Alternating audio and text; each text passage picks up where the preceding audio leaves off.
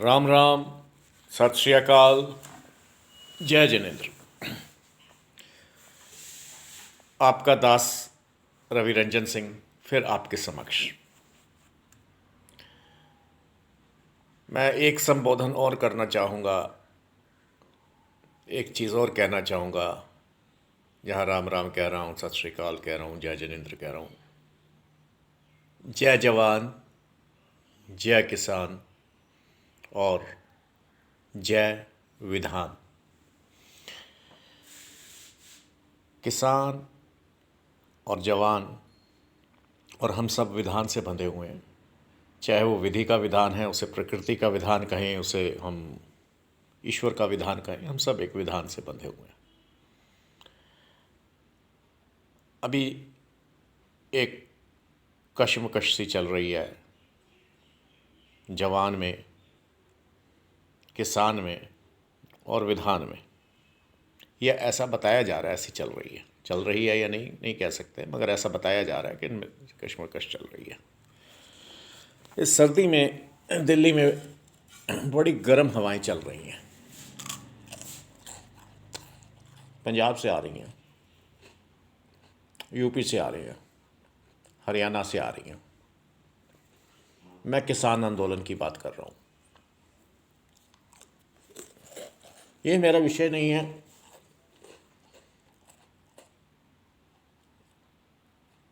तो इसलिए मुझको इस पे पूरी जानकारी भी नहीं है।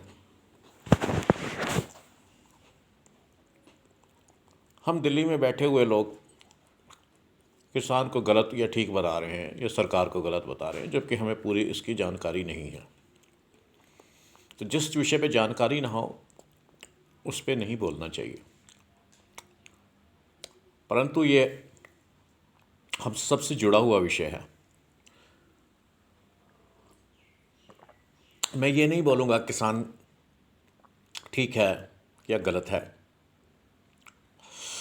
शुरू में एक ख्याल आया था कि किसान सड़क पे क्यों उतरेगा, कहीं ना कहीं कुछ बात है। फिर कुछ जैसे जैसे समाचार पत्रों से और स्रोतों से पता लगा, कुछ चीज़ें पता करी। हालांकि मैं फिर कह रहा हूँ कि मैं इसमें कोई ओपिनियन नहीं अपना दे सकता, क्योंकि यदि हमने एक कोई कानून पढ़ भी लिया तो उस पर भी हम ये नहीं कह सकते कि हम इसके मास्टर हो गए हैं, क्योंकि बिटवीन द लाइंस, पंक्तियों के बीच में क्या है, उसका अर्थ क्या है, ये समझने के लिए ना तो मैं कानूनी रूप से सक्षम हूँ और ना मैं किसान हूँ, ना मैंने कभी खेती करी है। तो मेरा अधिकार नहीं बनता किसी के ऊपर ठीक या गलत करने का। पर एक बात आती है कि किसान को मूर्ख तो बनाया जा रहा है, चाहे आज का सत्ताधारी दल बना रहा है, सरकार बना रही है, या विपक्ष बना रहा है। अब कैसे बनाया जा रहा है, ये इसके ऊपर थोड़ा हम समझ सकते हैं। मैं इस चीज़ को समझ सकता हूँ। पहला जो ख्याल आया कि जब कांग्रेस और कम्युनिस्ट इसको सपोर्ट कर रहे हैं तो ये ज़रूर कोई ना कोई एंटी नेशनल चीज़ होगी। देश हित की तो ये बात कर नहीं सकते, किसान हित की भी नहीं कर सकते। अगर किसान हित की करनी होती तो 60 साल से ये क्या कर रहे थे, 70 साल से क्या कर रहे थे। पर हो सकता है किसान हित की बात इसलिए सपोर्ट कर रहे हो कि इनको सूट कर रही हो, या पूरा किसान का एजेंडा ही हाईजैक करने की हो। और इस आंदोलन में इस तरह के नारे लगवाए गए या लगाए गए, हो सकता है लोगों ने अति उत्साह में खुद लगा दिया। अति उत्साह बहुत ख़राब चीज़ होती है, क्योंकि किसान को, पंजाब के किसान को लगा कि मेरे साथ न्याय नहीं हो रहा, बरसों से न्याय नहीं हो रहा, तो खालिस्तान का नारा लगा दिया। ठीक है, वो ऐसा समझता है। अब अगर कोई ऐसा समझता है तो इसमें कहीं ना कहीं चूक हमारी भी है कि वो क्यों समझ रहा है और क्यों उसे लग रहा है कि उससे अन्याय नहीं हो रहा, उससे अन्याय हो रहा है, न्याय नहीं हो रहा। अब हम 1 मिनट खालिस्तान की बात पे आते हैं। खालिस्तान 80 में भी आंदोलन चला था, और ये आंदोलन उतना उग्र या उतना स्पष्ट रूप से खालिस्तान का नहीं है, ये किसानों का आंदोलन है। मगर उसके बीच में नारे लग जाना ये 80 के आंदोलन से भी खतरनाक मुझे दिख रहा है। इसका स्पष्ट कारण ये है कि 80 के आंदोलन में केवल पंजाब का सिख या रूरल सिख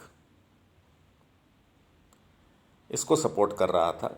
84 के बाद बाहर भी एक ऐसा माहौल बना कि हमसे अन्याय हो रहा है, तो बाहर भी कुछ लोगों ने सपोर्ट करना चाहिए, और जो विदेश चले गए वो तो खैर कर ही रहे हैं, उनके अपने भी कारण हैं। क्योंकि अगर वहाँ पे उन्हें पॉलिटिकल स्टे लेना है तो ये तो उनको कहना ही पड़ेगा, भैया हमारे से बड़ी वहाँ पे गलत हो रहा है। अगर यदि यह कहते हैं कि वहाँ से हमारे साथ कुछ गलत नहीं होता भारत में, तो फिर यहाँ स्टे लेने किस लिए आए हो? ये तमाम ये स्टे पॉलिटिक्स है, स्टे जिहाद है, जो सीरिया और ये दुनिया भर के लोग कर रहे हैं। यदि वंचित को ही लेना है, थोड़ा सा सब्जेक्ट से हट के बोल रहा हूँ, यदि वंचित को ही लेना है या जिस शोषित को ही लेना है, तो शोषण तो पाकिस्तान में हिंदुओं पे बहुत हो रहा है, तो ये अंतर्राष्ट्रीय सरकारें उसको क्यों नहीं ले रही? इसके स्पष्ट, वहाँ तो सीरिया में तो मुसलमान पे कर रहा है ना, और उसका धर्म नहीं परिवर्तन कर रहा, वहाँ पे उससे सिर्फ लूट खसोट कर रहे हैं। तो पाकिस्तान में तो उसका पैसा भी लूटा जा रहा है, उसकी रोटी बेटी कोठी और धर्म सब खतरे में है। तो अंतर्राष्ट्रीय समुदाय को पहले तो पाकिस्तानी हिंदुओं का सोचना चाहिए ना, बाद में जो खुद आतंक करते हैं और फिर कहते हैं हमारे साथ आतंक हो गया, ये हो गया, बाद में उनका भी उनको सोचना चाहिए। खैर, अब हम इस मुद्दे पे आते हैं कि ये जो नारे लगे, इससे दो चीज़ें हुई। एक तो जो मूवमेंट है वो किसान की मूवमेंट ना होके वो एक अलगवाद की मूवमेंट होने लगी, तो जो उसे सपोर्ट कर भी रहा था वो नहीं करेगा। तो इससे वो जो पार्टी इतने साल सत्ता में रही और जो सिखों को अलग थलग करके रखना चाहती थी भारत से, क्योंकि एक भारत की एक बहुत मजबूत इकाई हैं, बहुत मजबूत एक बाजू हैं, उसको हमेशा हिंदुओं से और भारत से अलग थलग करना चाहती थी। उस पार्टी का इससे एक मकसद हल होता है कि बाकी किसान साथ में नहीं आएंगे। और एक बड़ा सुनने में आ रहा है, चाहे इधर से चाहे उधर से, मैं किसी पार्टी की पक्ष नहीं ले रहा और मैं मोदी भक्त नहीं हूँ। ये लोग कह रहे हैं मोदी का मैं समर्थन कर रहा हूँ, उसके कारण है, भक्त नहीं हूँ। और ऑडिटिंग तो सबकी होनी चाहिए, क्योंकि हमने अंधविश्वास में, अंधभक्ति में पहले भी एक किसी को बापू बना लिया तो किसी को चाचा बना लिया, और राष्ट्रपिता और राष्ट्र क्या क्या बन गए। वो होंगे अपनी पार्टी के पिता होंगे, और वो पार्टी तो राष्ट्रपिता, राष्ट्र चाचा और राष्ट्र जीजा बना लेती है।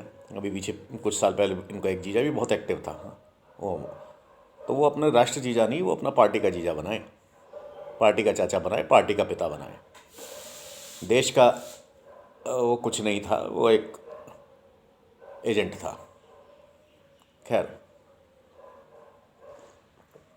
अब बात आ गई, किसान को डिवाइड किया जा रहा है खालिस्तान के नाम से। मैं ये नहीं कह रहा कि इसकी डिमांड ठीक है या गलत है, और इस बार ये पहले से इसलिए ख़तरनाक है कि पहले बार केवल पंजाब का किसान इन्वॉल्व था, और पंजाब का जो गैर सिख है, जैसे मैं मोना कहता हूँ, मैं हिंदू शब्द नहीं इस्तेमाल करता, भाई हैं हम, हिंदू सिख इस तरह की बात है, जो केसाधारी नहीं था उसने सपोर्ट नहीं करा उस एजिटेशन को। मगर इस समय जो वहाँ का पंजाब का गैर सिख भी है, वो भी समझ रहा है कि इनका गुस्सा जायज़ है और ये थोड़े से नारे लगा रहे हैं तो कोई बात नहीं। और यदि ऐसा वो समझ रहा है तो ये बड़ी ख़तरनाक स्थिति हो रही है, विस्फोटक स्थिति हो रही है। अब और इसमें फ़ायदा किसको है? किसान का एजिटेशन जो है, जिस तरह पहले कांग्रेस ने उस सिखों की जेन्युइन डिमांड को, दो प्रदेशों के बीच में पानी का मामला था, उसको उसमें खालिस्तान की फोर्सेस घुसा दी और क्या क्या कर दिया, और वो फिर वो कर रहे हैं। तो एक तो हमको इससे सावधान रहना है, किसान को नहीं बंटना, और बड़े अच्छे तरीके से सरकार को भी सुनना चाहिए। और मुझे ये डर है यदि ये इसमें और हथकंडे अपनाए जाएंगे, किसानों को उत्तेजित किया जाएगा, और ज़रूरी नहीं कि वो सरकार ही करे, सत्ता दल ही करे, वो विपक्ष भी कर सकता है। मतलब आज वो पार्टी जो है आउट ऑफ गवर्नमेंट है, आउट ऑफ पावर नहीं है, और कई प्रदेशों में तो उनकी सरकार है, तो हो सकता है वो अपने ही एजेंटों से, जैसे उस समय बहुत से लोग सिख का वेश बना के और सिखों को बदनाम कर रहे थे और अत्याचार कर रहे थे पब्लिक पे, इसी तरह ये पुलिस के माध्यम से किसानों पे अत्याचार करवा सकते हैं, किसानों के हाथों पुलिस को मरवा सकते हैं। कोई एक्सीडेंट बड़ा हो सकता है, कहीं पे वाटर कैनन के ही किसी हाई टेंशन वायर पे चली गई और उससे पूरा एक आग हो गई और काफ़ी किसान उसके एक्सीडेंट का शिकार हुए। इस तरह की बातें हो सकती हैं, हो बल्कि करवाने की पूरी कोशिश करी जाएगी। तो बिना ये कहे हुए कि ये एजिटेशन ठीक है गलत है, एमएसपी क्या है, मेरा ये सब्जेक्ट नहीं है, मुझे इसकी समझ भी नहीं है। पढ़ रहा हूँ, मगर एक बार कागज़ पढ़ लेने से, दो बार कागज़ पढ़ लेने से, स्विमिंग की किताब पढ़ लेने से स्विमिंग नहीं आ जाती। जब तक खेती ना करी हो ये समझ नहीं आएगा, और जब तक बाबूगिरी ना करी हो तो नहीं समझ आएगा। हाँ, कुछ लोग ऐसे आरोप लगा रहे हैं कि ये तो जी गुजरात का बनिया है, तो ये क्या समझेगा भाई। तो फिर मनमोहन सिंह जी इकोनॉमिक्स कैसे समझते थे? तो इस तरह की हम बातें ना करें, कौन क्या है कौन क्या है, और इस तरह की हम बातें कर रहे हैं जी। ना इनके पास ना जवान गुजरात से आ रहा है, ना किसान। अरे किसानों के लिए गुजरात में क्या किया ये आप नहीं समझते। मोदी जी ने बहुत कुछ किया है वहाँ पे इंडस्ट्रियलाइजेशन हुई, उससे भी किसान को फ़ायदा हुआ। तो और पीछे एक कि वहाँ पे सिखों से अत्याचार हो गया गुजरात में, इस तरह की चीज़ें आई।